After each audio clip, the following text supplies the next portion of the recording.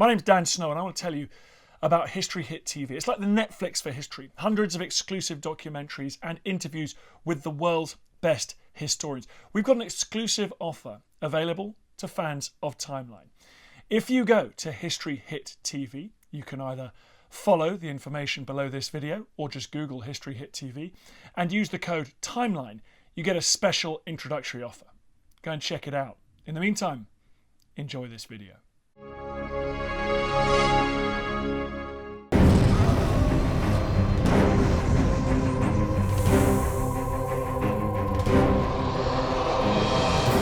The tales have been told since man first gathered around the fires of prehistory. Tales of the strange and wondrous things hidden in the vast unknown shadows of the world. Tales of creatures divine and beasts demonic, of gods and kings, of myths and monsters. From dark forests to the lands of ice, from desert wastes to the storm-thrashed seas, every corner of the earth has its legends to tell. Stories of heroes and the villains they encounter, of the wilderness and the dangers within. Stories of battles, of love, of order, and of chaos. But what are the roots of these fantastic tales? And why have they endured so long? In this series, we'll explore the history behind these legends and reveal the hidden influences that shaped them. War and disease, religious and social upheaval, the untamable ferocity of the natural world. And above all, the monsters lurking within ourselves.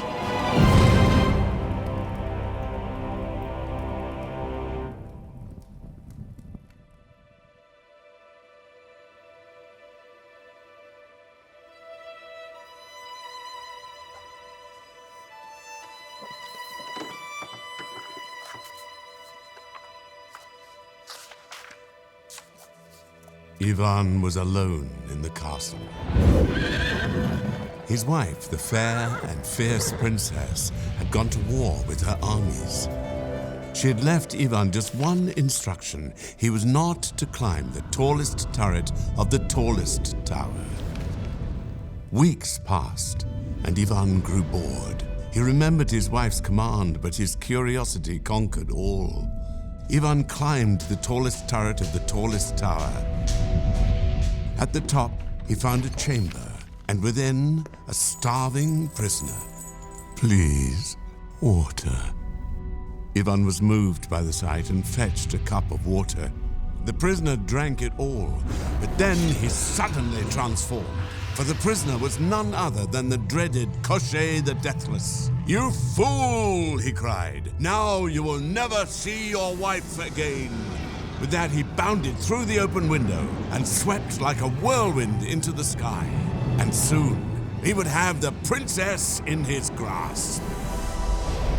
If he was ever to rescue his beloved wife, a long and dangerous adventure lay ahead. Ivan's quest had begun.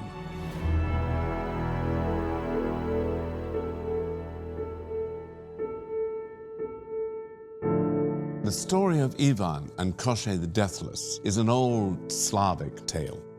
But all human beings are storytellers. Throughout history and across civilizations, humans have told one another stories. Stories of good and evil, of great deeds and lost causes. Stories of our past, our futures, and who we are now. Stories are a way we explore what it means to be human. We live today in a culture saturated with narrative and story.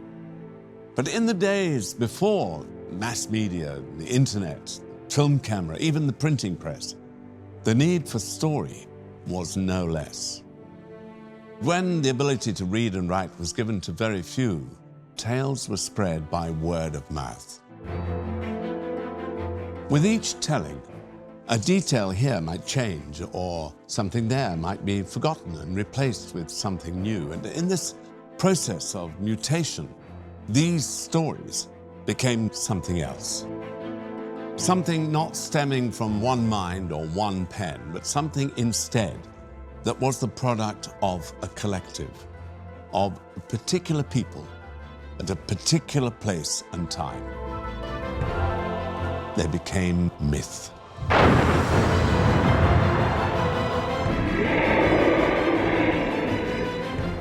Myths tell us who we are. We use stories to explain to ourselves why we do things in certain ways. They tell us about the part of ourselves that's emotion, that's not entirely rational.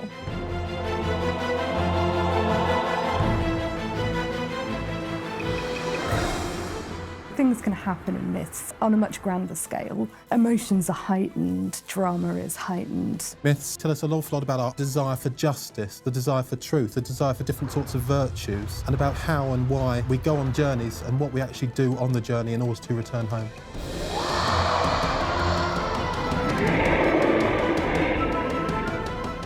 It tells us what our values are. It tells us how we treat strangers, how we treat our family, how we worship the gods, what happens if we don't. They are embedded in our cultural psyche, whether we realise it or not.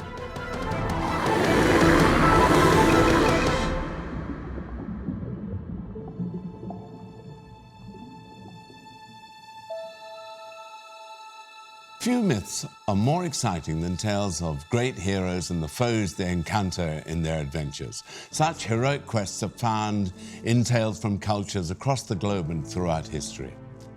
But there are often striking similarities between such stories. The mighty warrior is all but invulnerable to harm. The witches and wizards who help or hinder. The menacing giants. The beguiling temptations, the journeys into dark caves or into the depths of the underworld, all are found in tales from different cultures and different times. But what if there was more to these echoes than mere coincidence? That was the belief of an American mythologist named Joseph Campbell. From an early age, Campbell was obsessed with mythology. As a young man in the 1930s, he spent years examining ancient texts from around the world. It was in this period of intense study that a theory formed in his mind. It was a theory that would make him famous. In the countless stories that he read and analysed, Campbell thought he spotted something. A pattern.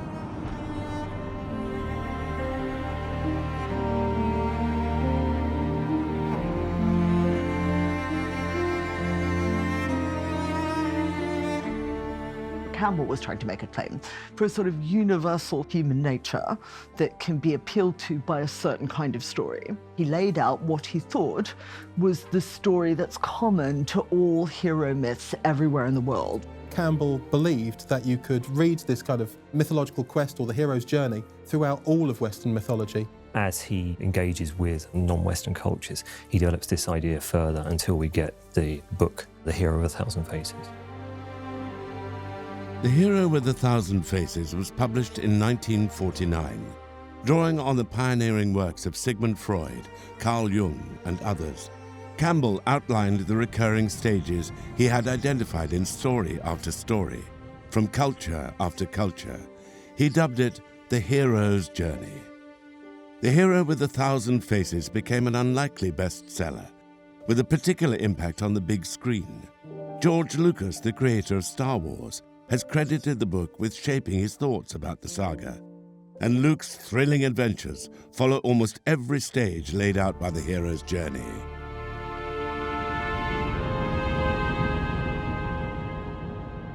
All heroes' journeys begin with the hero at rest in their home culture. So one particular stage is the call to adventure. An outsider figure comes and calls them to adventure, says, "Come on, Luke, you've got to go do something now and help this girl."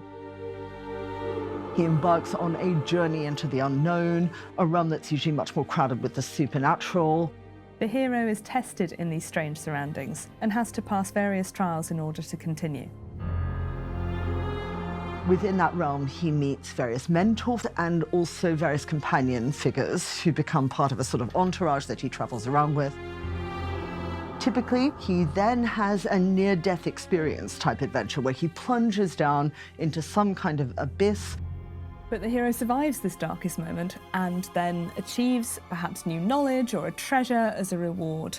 And then he flees, pursued by the enemy. From which he arises transformed, capable of fulfilling the quest on which he started out. There's one final test, and that is often a moment of life or death. The hero has to use all the knowledge that he's gained up until this far to come through that and succeed. The end result is a new world, a new status quo that comes into being.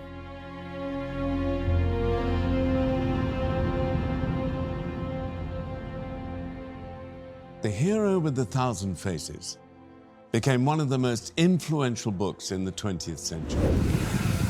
But how did Campbell's ideas apply away from the cinema screen? Does Ivan's battle with Koschei the Deathless fit the model? What about the other great adventures of mythology? Is every hero truly on the same journey? Or is Joseph Campbell's theory just another myth? We begin with Arthur, legendary king of the Britons, and the tale of the greatest quest his knights embarked upon, the quest for the Holy Grail.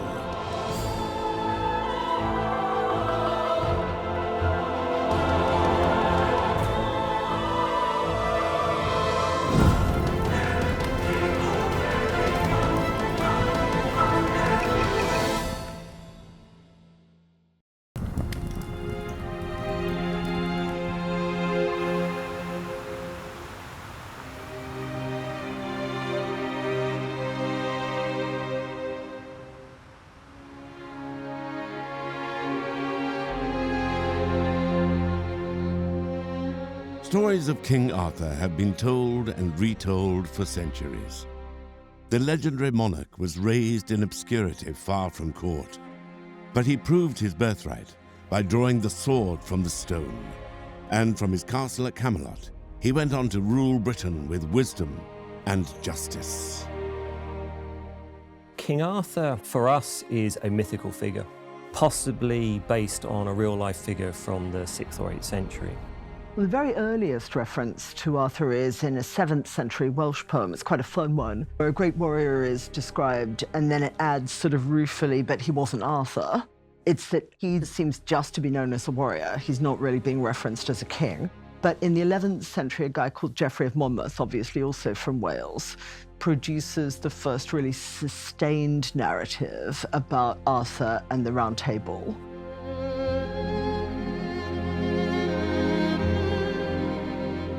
The history of the kings of Britain is a pseudo-historical account of British history, chronicling the lives of its kings over the course of 2,000 years, until the Anglo-Saxons assumed control of much of the island around the 7th century.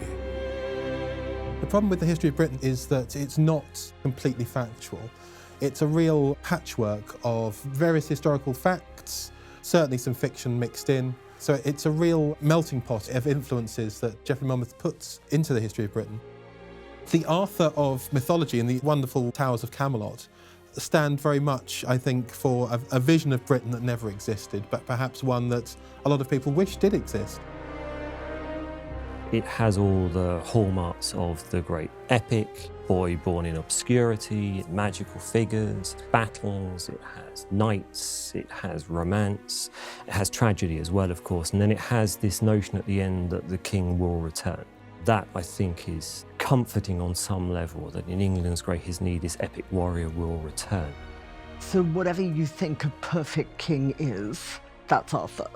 What he's become is a British personification of the ideal king. And therefore that varies across different periods because people's idea of what they want from a king and what they want from a leader is historically quite variable. Arthur was a great king, but even great kings sometimes need help. So too would Ivan in his quest to defeat Koschei the Deathless. Ivan journeyed on through forests and valleys until one day he came upon a wondrous palace hidden among the trees. As he neared its gates, he was watched from the branch of a lofty oak tree. for this was the home of the Falcon Wizard. Ivan explained his quest to him. The wizard knew of Koschei and the danger Ivan faced. He promised help if ever it was needed. Ivan continued on his quest. In the days that followed, he met an eagle wizard, then a raven wizard too. Both made the same promise to Ivan. He would need all their help to succeed in his quest and rescue the lost princess. Heroes cannot do it all alone. Sometimes they will have to rely on the wisdom and aid of others to triumph. And sometimes these helpers are in disguise, sometimes they possess magical powers, and sometimes they go on to become as famous as the heroes themselves.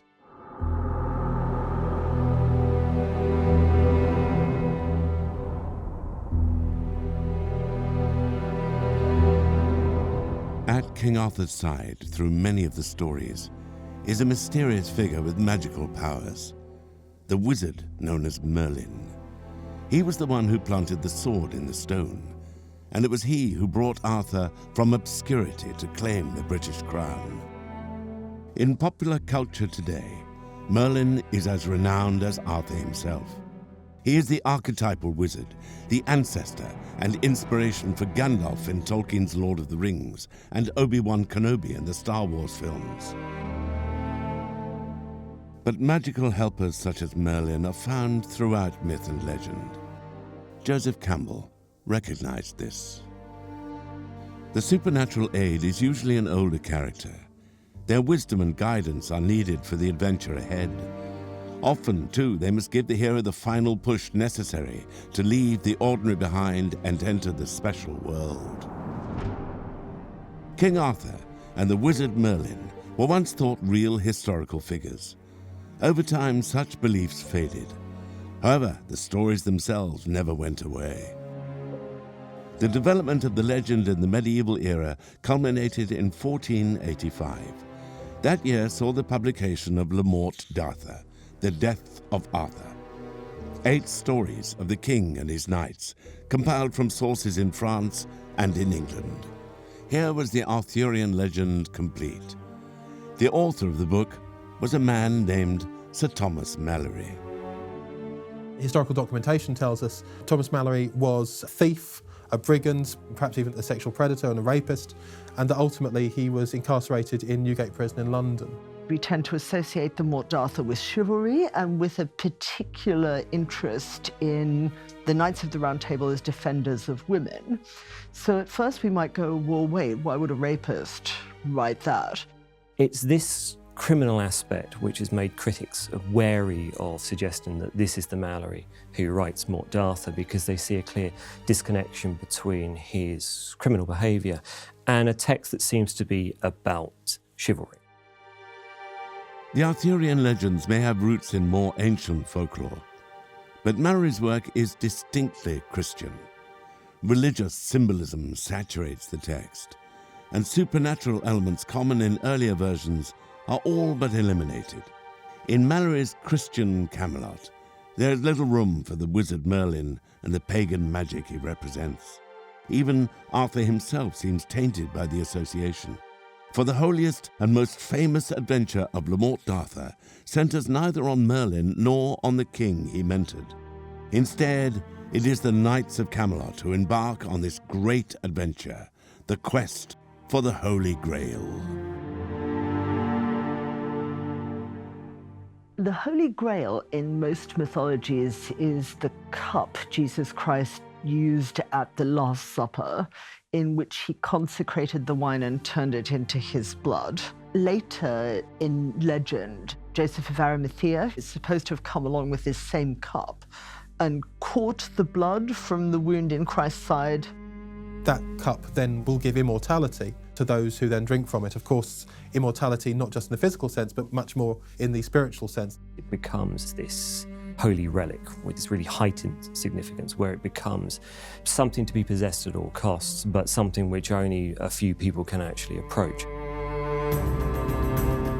The knights were called to adventure in the most direct way.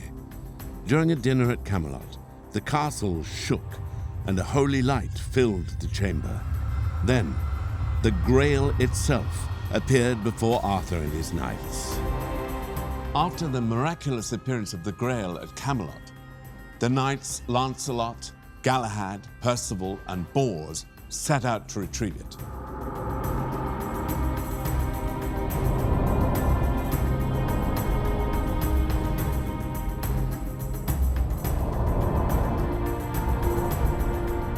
Arthur mourned their departure. He knew the quest his knights embarked upon would change them forever, and that the fellowship at Camelot would never be the same. His knights left the ordinary world of the castle behind. Crossing the threshold, they entered the special world of adventure.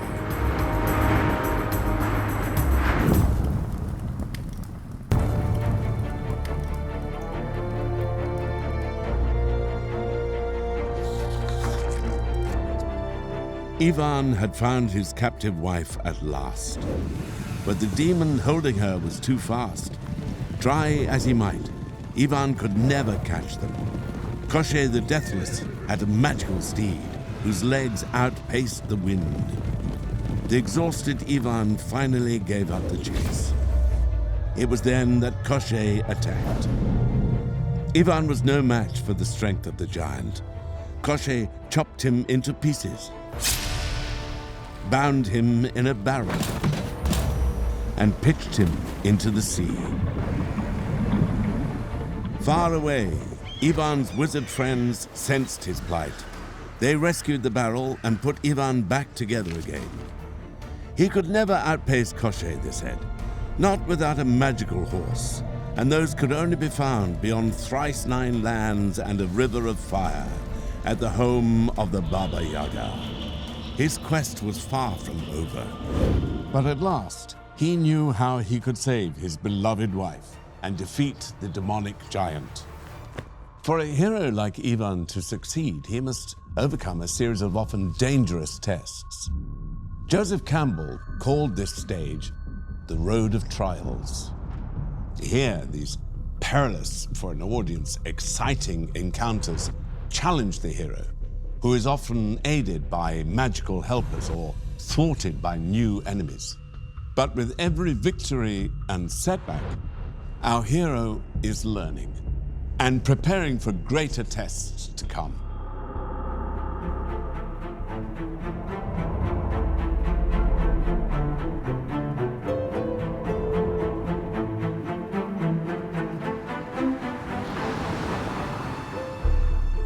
No road of trials was longer or more arduous than that faced by the hero of the ancient Greek epic, the Odyssey.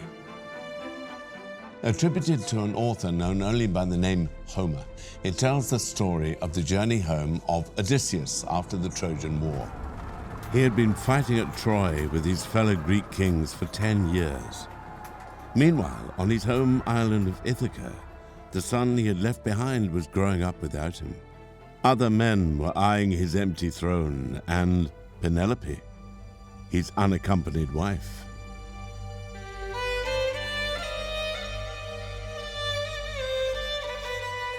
Odysseus was the king of Ithaca, and he was known as being a very important hero during the Trojan War. He was the person who came up with the plot to get inside the walls of Troy with the Trojan horse, and was mainly known for his intellectual skill. Odysseus is best described by Homer's opening line on him, the man of many minds, the man with the really rich inventive brain. Odysseus was at war for a decade. Getting home, however, would take just as long. Such an extended journey was not Odysseus' intention, of course. He had planned to sail straight back home across the sea to join his wife and son in Ithaca. But as was often the case in the tales of ancient Greece, the plans of mortal men were at the mercy of unpredictable and often vengeful gods.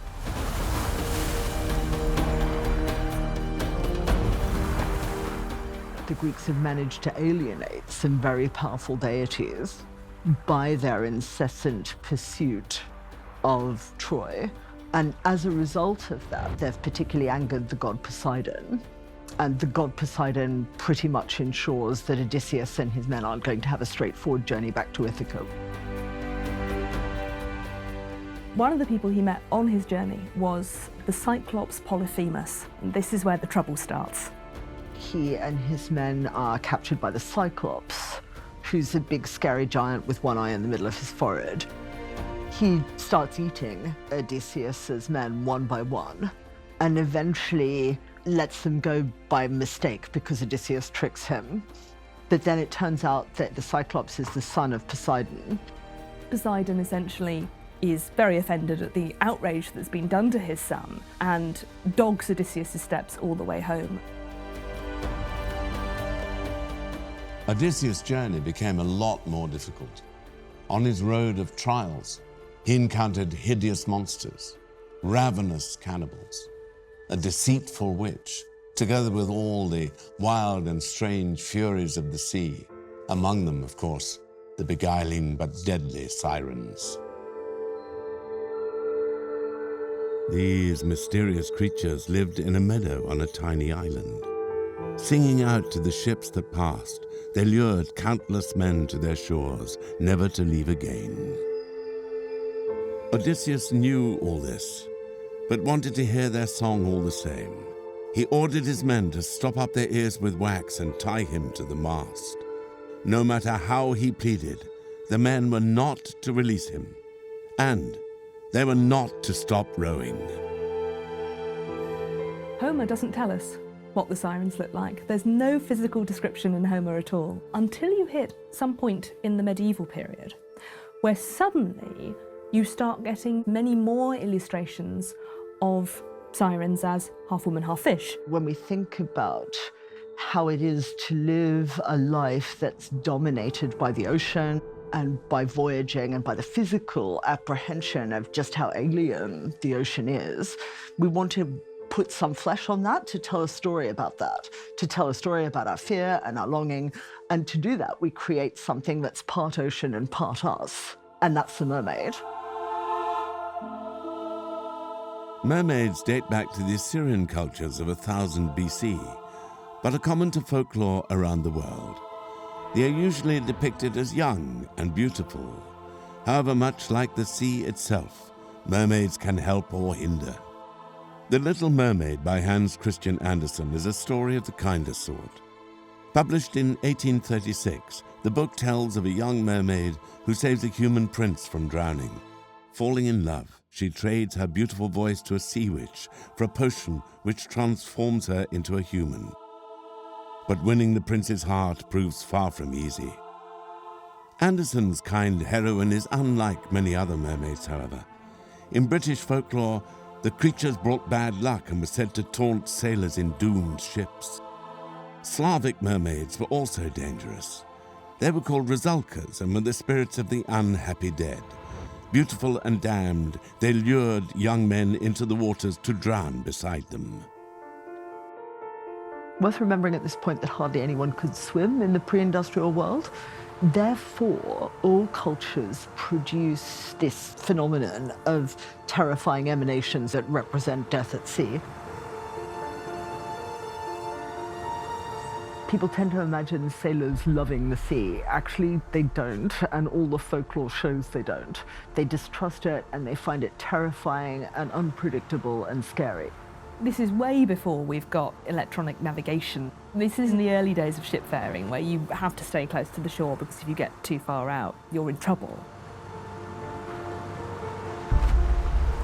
It's well worth remembering how horribly physically impossible long voyages were in the past. So if you were at sea for more than 3 or 4 weeks, scurvy would have started to set in.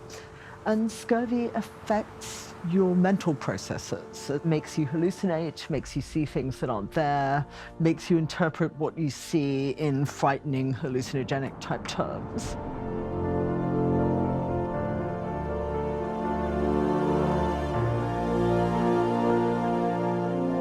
Could these hallucinations be the cause of such visions of sirens and mermaids? We will never know for sure. Odysseus sailed on unharmed from his encounter with the Sirens. But they were far from the only female threat he faced on his journey home. To reach his wife Penelope, Odysseus had to outfox the witch Circe, who had transformed his men into pigs. And he had to flee imprisonment by the nymph Calypso, who desired him for her husband. The threat from a lot of the female antagonists that Odysseus encounters is they set up rival places to dwell. The fact it takes him so long to wrench himself away from Circe, the fact he has to endure staying with Calypso, all reinforces just how much that nostos, that return home, is so important. Of course, Penelope is being constantly hounded by different suitors at the court. So I think there's a mirroring effect there, is that when Odysseus is moving through his journey, of course, he's then got to also be assailed by these various women. One thing that scholars have said about the Song of the Sirens is that the language that's used and the way it's phrased in the original Greek feels much more like it's been a passage taken out of the Iliad. That in a way the Sirens are actually trying to call Odysseus back into the previous poem, into being a previous sort of hero, the sort of hero of the battlefield. And that part of his temptation is to go back to that form of heroism, which now the Trojan War has ended, there's no place for anymore. Once a hero such as Odysseus has negotiated the trials, seen off temptations, and survived it all, he is ready for one final ordeal. The object of the quest is within reach. One more challenge lies ahead. The greatest he must endure.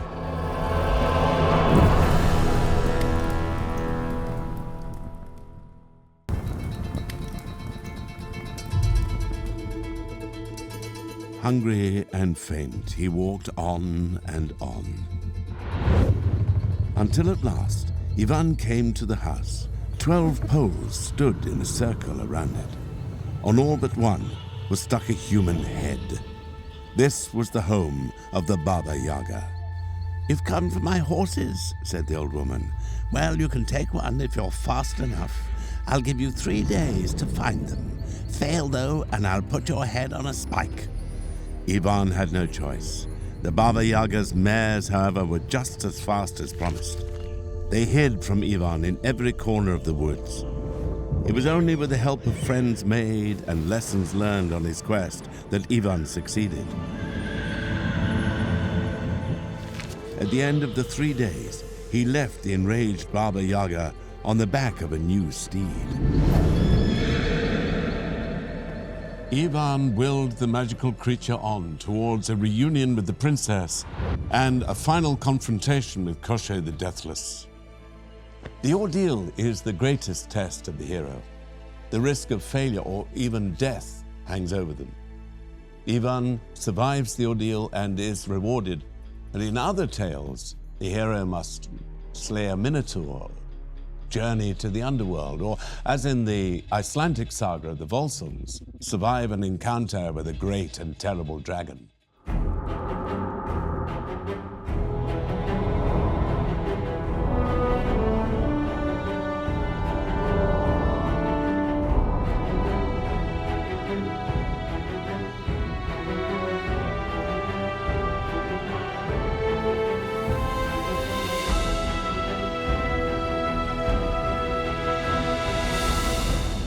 The Volsunga saga dates back over 1,000 years. It tells of the rise and fall of the ill-fated Volsung clan, their encounters with the gods, and their triumphs and defeats in love and battle.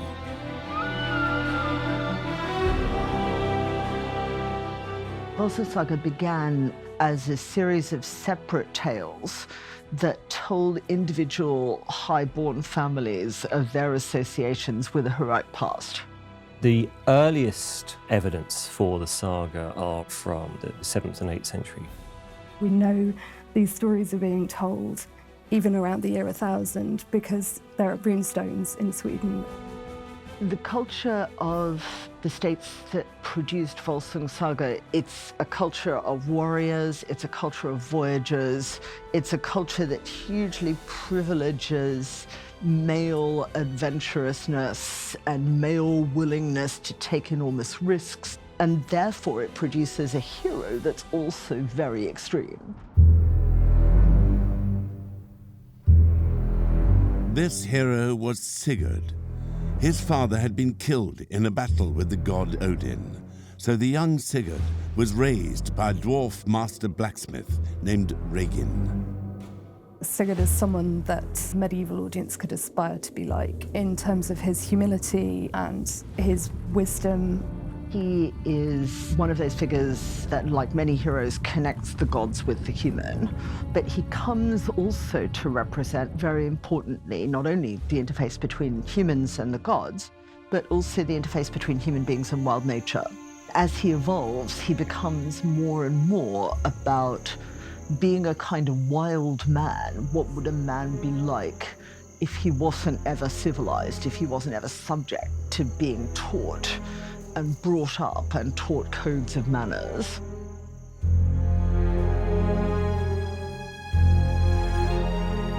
The villain facing Sigurd in the Volsunga saga is a creature named Fafnir. Fafnir was the brother of the dwarf Regin, but his lust for gold corrupted him. He murdered his father and stole the family treasure. Obsessively guarding this vast trove deep in the mountains, over time he transformed into a dragon. Dragons are found in stories across the world, from ancient texts of Greece and China to the epics of Persia and later tales of Christianity. But every culture's dragon is different. The Germanic dragon seems to be particularly into treasure. And I think this is an association with the quintessential idea of the good ruler. The best thing a lord can be is generous. So if you want to do a good epithet for a good lord, you call him a ring giver. Obviously, the dragon represents the exact opposite of that. He's keeping all the treasure for himself. Fafnir can be seen to represent the worst aspects of greed. He hoards this treasure in a way that it can't be used by anyone. It can't be put to use by a good ruler who would share it among his men and ensure that society functioned well. Sigurd is sent to kill the dragon Fafnir by his foster father Regin. Near the dragon's lair, Sigurd finds a great trench carved in the earth. For every day, Fafnir is leaving his treasure and slithering down to the river to drink. Sigurd digs a hole in this trench and waits for the dragon. As Fafnir passes above, Sigurd thrusts his sword up into the serpent's belly.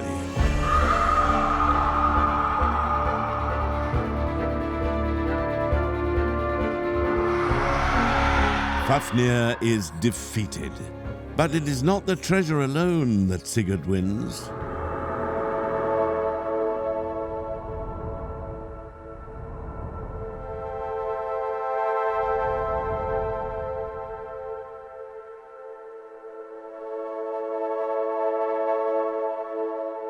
He tastes some of the dragon's blood, and as soon as the dragon's blood touches his tongue, he can understand the speech of birds. That really just brings to the fore the way that Sigurd is destined to be a part of the wild. It enables him to live in the wild as if it were his society. The reward quickly proves useful. Birds are chattering in the trees above. Sigurd soon realizes that they're talking about him. His foster father, Regin, the birds say, is plotting to betray Sigurd. His adventure is not over yet. Sigurd's story and the Volsunga saga do not end with the defeat of Fafnir, nor does the hero's journey. Once the object of one's quest has been achieved, there is the return home. And coming back can be as adventurous and as dangerous and as thrilling as setting out in the first place. Ivan and the princess raced away from Koschei. The demon, however, was close on their heels. But Ivan would not be defeated this time. Just as Koschei was closing in, Ivan swung his club high and hard. Koschei the Deathless was dead. Ivan's quest was at an end. His beloved wife was safe at last. The giant's body burned on a pyre. As Koschei's ashes scattered to the winds, Ivan and his princess returned on their magical steed to the castle in the woods. There they ruled in peace and happiness forevermore.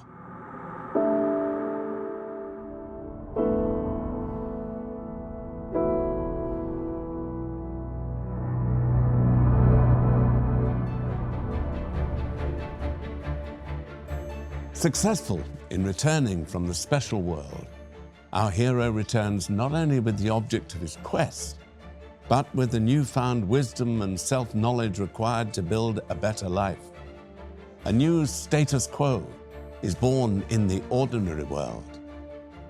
And so the hero's journey comes to an end.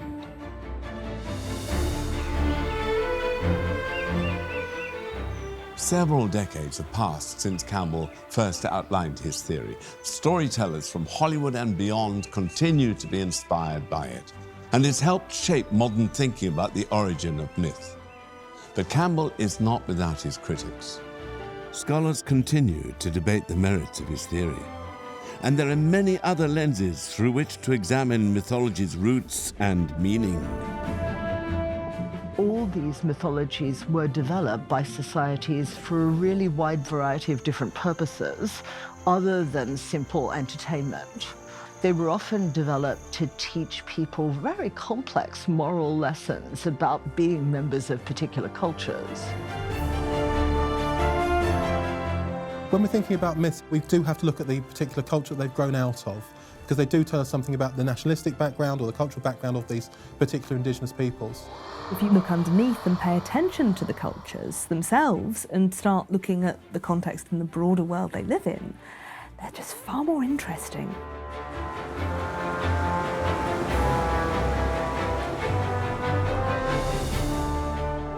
The idea of a common humanity reflected in the hero's journey remains an attractive one in an often divided world.